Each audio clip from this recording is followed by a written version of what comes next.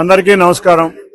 ఇవాళ Vijayawada, Varanasi, Calcutta IndiGo వారి ద్వారా కొత్త ఫ్లైట్ ఓపెనింగ్ గౌరవ యువ మంత్రి రామ్మోహన్ నాయుడు గారి ఆధ్వర్యంలో బాలశౌరి గారు, వెంకట్రావు గారు, మేము అందరం కలిసి ఇక్కడ ప్రారంభించడం చాలా ఆనందంగా ఉంది.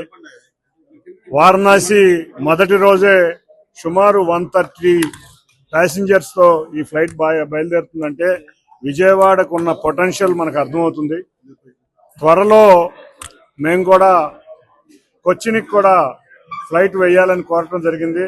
శబరిమలై స్టార్ట్ అయ్యే లోపల కొచ్చినికి కూడా వేస్తే, ఎందుకంటే ఎంతో మంది శబరిమలైకి వెళ్లే భక్తులందరూ కూడా ఎక్కువ మంది ఆంధ్రప్రదేశ్ ప్రాంతం నుంచి వెళ్లేవాళ్ళే, కాబట్టి వారికి కూడా సౌకర్యవంతంగా ఉంటుందని ఇండిగో వారిని కోరటం జరిగింది. వారు కూడా ఇందాక రామ్మోహన్ నాయుడు గారు కూడా తప్పకుండా కొచ్చిన్ ఫ్లైట్ అతి త్వరలో స్టార్ట్ చేస్తామని చెప్పారు. అంతేకాకుండా కొత్త టెర్మినల్ బిల్డింగ్ అతి త్వరలో ఈ సంవత్సరంలోనే మన కొత్త టెర్మినల్ బిల్డింగ్ కూడా వస్తుంది.